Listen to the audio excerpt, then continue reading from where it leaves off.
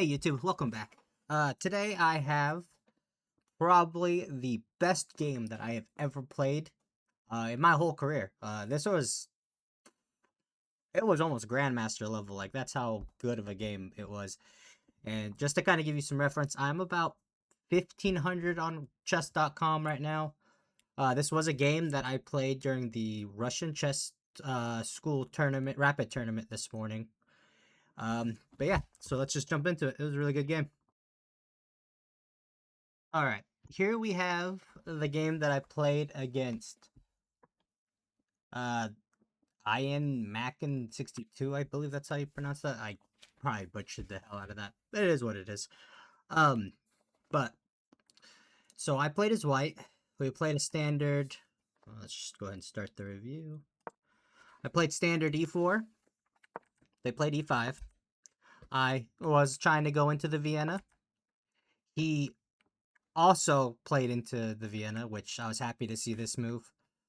A lot of the time, people here also could play this. Um, this starts to go into somewhat of a copycat variation by just going here, here. That's another form of the Vienna, but it didn't. It went to knight, knight f6. I push my f pawn to f4, in hopes that he trades, and then I start pushing in the center. That's kind of the idea of this. A lot of people, the best move is to just push this d6 pawn, maintaining structural integrity of your pawn center, and then allowing your light squared bishop to come out. He actually plays right into it. This is a terrible mistake. Just because I can now push this pawn and start dislodging this knight from its most desired square. Whoops, whoops. So, we get to this. He decides to go back. Very natural. That's probably the best move. It is the best move. It shows it right there. I bring my knight out. We don't want any shenanigans of the queens being here on this square. It's kind of annoying. He then attacks my pawn in the center, which is protected, so I'm not too worried about it. I put more defense on my center pawn by pushing my d pawn to d4. It also activates the bishop, which then I can take back that pawn that he had obtained at the beginning of the game. He pins my knight. This is not a good move. This doesn't counter any of my long-term center pressure. Um, in fact, if he takes, all it does is it helps me. It allows me to get this giant pawn chain. Yeah, it breaks my pawn structure up over here, but this is kind of whatever. I have ideas of potentially preventing him from castling, keeping his king in the center. I would have ideas of having my rook now on an open file or semi-open file. And that knight's not, it has zero intentions of going anywhere. Like, it's, the best move would probably be here, here, and it's just congesting everything. It's kind of sad. So this is a bad move just because of all that. I go ahead and just take the pawn back. I don't feel like there's anything else I need to do. The engine wants me to just keep pushing forward. It just says just keep chugging along. I don't know. It feels kind of dangerous. Granted, this is double protected still. Let's just kind of see what the line is if we do this, because I am curious. Okay, he goes back attacking. Oh, you just bring your just, you just double attack this and this to where it kind of forces him to do this. And even then, oh, it wants me to take back with the other pawn. Oh, oh, wow. And then you just probably push. Wow, the more you know. That's a weird. I didn't expect it to be like that. Anyway, I go ahead and take the pawn back. He decides to try to push his pawn in the center, preventing me from doing any of that. I think he's hoping that I do en passant. Now, en passant's actually a bad move in this situation because you want to keep this integrity of the center. You're right now have a strong center. Your pieces are going to start coming this way because he probably has intentions of castling. But besides the point, he does that. I go ahead and pin because there's variations where you just want to take this knight because it is causing problems in this. He's actually attacking the center, and it's just one less attacking piece. He goes ahead and moves his bishop to block. I take anyway. The engine thinks this is a mistake, or says this is a mistake. Uh, I personally disagree, just because now you have one less attacker on your center. You don't have to really worry. You can castle. When this bishop goes here, this bishop's looking at this block of a pawn. Like, it's silly. It looks stupid. So I don't. It has some other big plans for this, but as a human level, I just don't see this being bad. So he takes back. I go ahead and castle.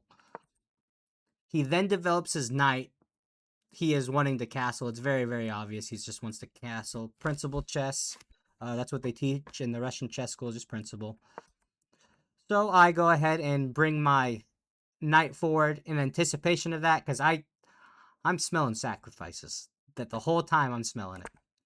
So he castles. Apparently, the sacrifice was now. It wanted me to just take this. I didn't actually see anything here for it. So let's just look real quick. Yeah, it wanted me just immediately do that. And then bring... He wants them to take back. Apparently, I pin. He slides out of the pin. And then I bring my queen in. And, like, honestly, I saw this, and I'm like, I just don't see anything. There's nothing here. So instead of that, I just bring my queen in. He then attacks my knight to dislodge it. Well, fair enough, I get it. I'm just going to come back, because now my thought is, alright, well, why not just sack the bishop on that? Like, that's kind of neat looking. There's nothing really defending it, besides maybe the other pawn, but like, he just shreds open the king side. He then takes my knight. This is just, you lost the plot here. He has no idea what the move is. This seems to be out of his wheelbox, because this doesn't do anything. This just, I take back, and I'm still staring down his king. So I do that. It wanted me to take immediately. It does. See, this move's so bad that it does not care about it. But I take, just because I want to keep the material about the same. He then brings his bishop back. I'm gonna be honest, I'm not sure what his intentions were with this either. Maybe to go here, but even then, that score's blocked.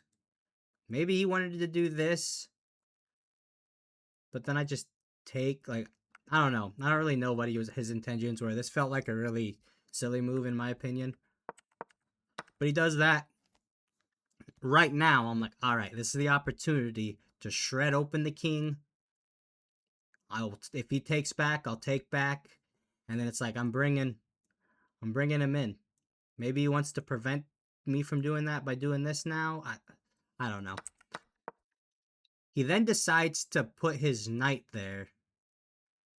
Not taking my bishop at all, which I found weird. So I go, please, sir, take it. I want you to take this. So I take another pawn.